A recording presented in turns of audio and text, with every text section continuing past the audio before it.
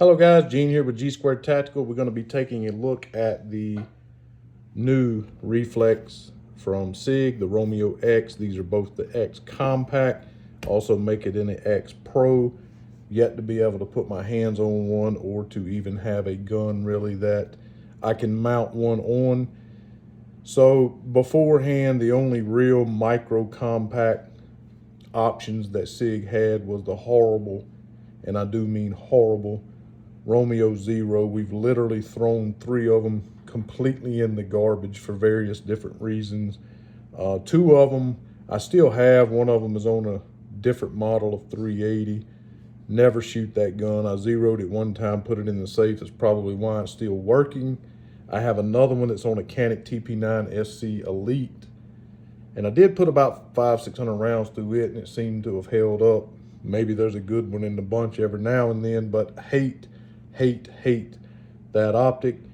And so I'm super glad that Sig designed this optic, and so far I'm completely thrilled, happy, all the other adjectives you want to put in there with this optic. So this one is on the 365X Micro Tac Ops.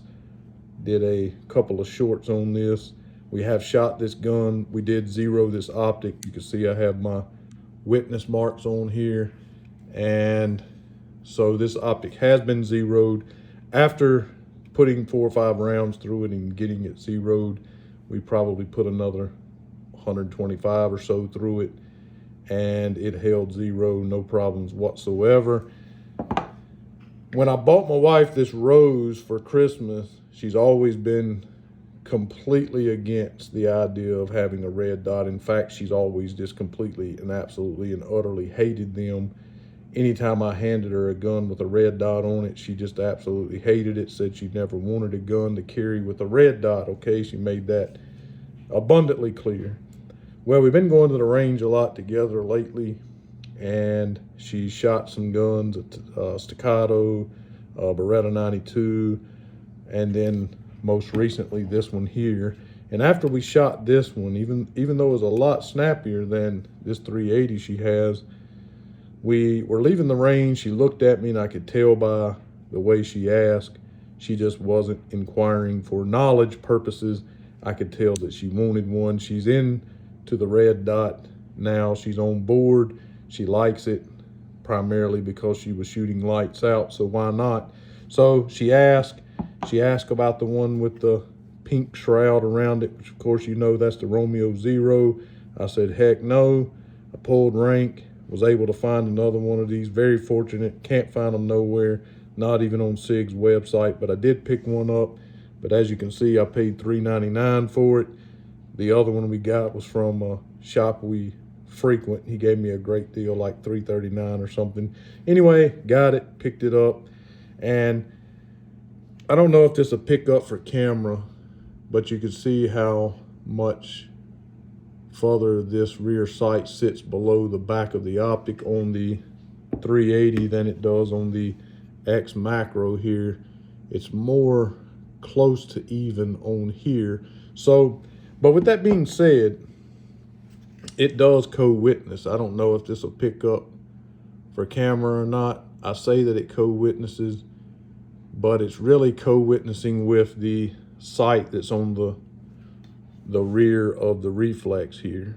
There's a sight on there with what looks like 2 green, I guess that's fiber optic there, and it's really more co-witnessing with that than it is with the actual sight of the gun. So I don't know how that's going to play out. If we're going to take it to the range, we're going to shoot it, going to see if we can turn this off and still be dead on target with co-witnessing with the sight in the rear of the reflex versus the actual sight on the gun. Don't know. We shall see. Any and all of the literature that I read said that it would work fine, so hopefully it does. When you're looking down it, it looks like the sight of the gun. Don't know if that's going to play for camera, but it looks like the sight of the gun. That ain't gonna work out. But anyway, you kind of get the picture. It looks like you're looking down the irons of the gun. So hopefully it works out. Either way, it's a lot sexier up there than that ugly Romeo Zero. And let me adjust the camera here a little bit. Looks way better than that Romeo Zero does. And we're just gonna ride with this. She said it was sexy, so whatever. She's happy, I'm happy. Did come with the Torx, Allen Torx, whatever you call it, to mount your screws. And then the adjustment, you don't want to lose this, because the adjustment tool that I typically use on just about every optic I have that I keep in my range bag will not fit in here. This was the only thing that I had in my possession that would fit it. So you definitely do not want to lose that, because that'll be what you'll have to adjust it with. And we've already, as I said, zeroed this, and I have my witness marks on there. We still have to get this one out and zero it, but I did torque it to specs, and it was kind of cringe worthy. As you could see here in the book, Sig recommended torquing it to 24 inch-pound, which is pretty hefty. Most of them are anywhere from 12 to 15 pounds, so it really made me cringe putting that much pressure on them, but I did. Seems to be fine. I got them marked here just in case, so I can always tell whether or not they move. So I do have them marked, torqued them to 24 inch-pounds. And if you were using the bigger screws, it says 28 inch-pounds. Can you imagine that? I've never put that much pressure on any screw. I probably wouldn't. I'd probably stop around 20. It makes me cringe. Don't want to round them screws off. Either way, in the box, there's 2 sets of screws. So this one here, the M3, the number at the top is 744261. They're more narrow, good bit longer screws. So these will be the screws that you'll use to flush mount to any of the Sig pistols. And then there are some shorter, fatter screws in there, and I'm not completely sure what they go to. I guess if you were mounting it to another brand of firearm, I'm not totally sure about that. But if you're mounting it to the Sig, this would be the ones that you would use. It already has blue Loctite on the screws, so you don't have to worry about putting Loctite on there. And torquing them babies to 24 pounds, I can about assure you it's not gonna go anywhere. Color is black, of course, 1x magnification, 24 millimeter objective, lens diameter, the reticle on here, so I'm not even gonna try to make it show up on camera, because it's a lost cause, because it's just a big blurred red dot when you try to do that. But it's kind of like, if you have any familiarity at all with the Hollisons, it has the circle, 32 MOA circle for more distant shooting. Don't know how much distance shooting you're going to be doing with either one of these firearms, but it does have the 32 MOA circle. It does have the 32 MOA circle and the 2 MOA dot in the center of the circle, and then just the 2 MOA dot. So you do have some options. I sometimes will bounce between the dot and the dot with the circle, but I generally just keep it on the dot. But if you like that kind of thing, it's there, it's available. Pretty cool little, upgrade from the Zero, even though I believe the Zero Elite did have the circle as well. But again, we've already established that the Romeo Zero is garbage. So anyway, it does have a side mounted 1632 CR 1632 battery. It did come in the pack. Again, you do not have to take it off to change the battery. That is good. So just remove this cap, put the battery in there, done deal. 1632 CR 1632 only weighs 1 ounce, and they say that it's inspired by the mil spec Romeo M17. It is forged 1775 aluminum housing. Praise the Lord for that, instead of that garbage plastic in the Romeo Zero. It does have a patent pending copper flexure arm, and also distortion free lens, and a motion activated, or a motac, whatever the heck that means. Motion activated illumination. So basically it's shake awake, basically. So if you set it down, I believe it's, I don't know, maybe 2 minutes or something like that, maybe. It goes out as soon as you barely touch it, it pops back on. So it's ready for you when you need it. 20,000 hour battery life. So depending on how much, if you carry it on your side or whatever, I guess it really would depend on how much you carry this as to whether or not the battery would last a year. But typically I just replace them once a year on the new year. I change all of my batteries, kind of stay safe with it. I've never had a battery to die. That's the thing. I've always replaced them, but in that year's time, I've never had a battery to die on me. Not even on the Trigicons, they stay in the safe and they're never turned off. So the battery life is phenomenal. So you're not gonna have to worry too much about that. It does have 15 illumination settings, including 3 night vision settings and the dot. So just talking about the dot again, not even gonna try to play it for camera because it just shows up as a red blob. But I like the dot.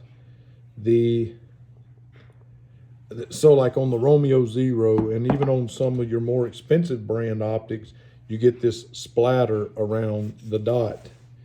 And you do get a little tiny bit of splatter, but it's way, way more crisp than, again, on the Romeo Zero and even on some of the other offerings from other manufacturers. It's a good dot. It's a solid dot. My wife said that she liked it a lot, that she was able to see it very well, and she liked how crisp it was. And sometimes if you get a little bit of a splatter, you could take a Q-tip, go down in here where the red dot lens is and kind of clean that off and get some trash in there. Makes a world of difference if you're able to do that. So on the up arrow here, so you press the up arrow and you hold it for like 1.5 seconds, 2 seconds, optic goes off. Do it again, optic comes back on. Immediately start pressing it to brighten it up, and it gets to a point and it will, so let's see if we can get that. It'll flash once it gets to the high setting, which I don't know why anybody would want a setting that high. Dang near blind you. Then you hit the down arrow. Don't know if you can see that flashing, but it is flashing when it reaches its lowest set point. And then we'll turn it back up here. And it just starts to get a little bit crazy. The lowest that I can keep it set at is where I normally keep it, more accurate and just able to see the dot, less splatter or distortion on the dot. But anyway, pretty simple. Hold the up arrow, will shut it on and shut it off. It's got the little power symbol up there above that one. Once you turn it back on, again, hold it for 2 seconds. It comes on. If you want to adjust the brightness, you have to do so immediately. Otherwise, you hold it down and it will start to, or it will turn off. It won't start to, it will turn off. So anyway, if you want to change between the dot, as you can see, we have the dot now. You hit the down arrow and you hold it, and it changes over to just the plain circle. Hold the down arrow again, changes to the circle with the dot in the center of it. Hold the down arrow again, and it just goes back to the standard dot. So again, hold the down arrow here to change between your different, I guess your different reticle, your 32 MOA with the 2 MOA dot, or just the 2 MOA dot. So I really like the 15 brightness or illumination settings. That's really nice. A lot of guns, you can't really change the brightness. They got the auto brightness stuff. It's never the brightness you want it to be in a specific light. I prefer to be able to adjust it and just leave it. I like getting it to a certain size dot or certain brightness and just leaving it there. And I prefer that. So I really like the fact that, and it's just a sexy optic. I mean, you know, other than the side battery loading here, I mean, but even that doesn't look too bad. It's a good looking optic. Man, heads and shoulders, like I said, above that zero. I really like this setup. Really like that it's all metal instead of that freaking plastic. And we're gonna get this rose out to the range and we're gonna see how it holds up. Should do fine. Like I said, it did great on this 9mm. And we're gonna get this zeroed, try to do a little bit of a, I guess, a review on that. But this is on the rose here. And we'll also let you know about because I hope you can see that. So you see on the rose, on the 380, the standard 365, the sights seem to sit significantly lower, whereas this one on the X Macro Tac Op seems to be almost level. So you would think that if you were shooting with just the iron sights, that you would be more accurate. It would be hitting where it's supposed to hit versus using the rear sight on the Optic here and it not being completely level. As you can see, this sits lower. Whether or not that's going to cause you to shoot high or low, I don't really know. Can't wait to find out. She's already excited about getting to the range and checking this old girl out. So anyway, nothing really comes in the box, just the owner's manual. It did come with the 1632 battery and the 2 Allens or torque Allens, whatever you call those things, did come with that. And this is the other set of screws that it came with, much fatter, as you can see. Again, I'm not completely sure what you would use those on. I can only assume if you were mounting it on a Glock or something like that, but no, it didn't come with a wiping cloth or anything like that. So I hope you have one of those handy from one of your other optics. Anyway, I know that I didn't go into great detail, but just know that I have Hollisons, I have Trigicons, I have Leopold, I have just about every Fox,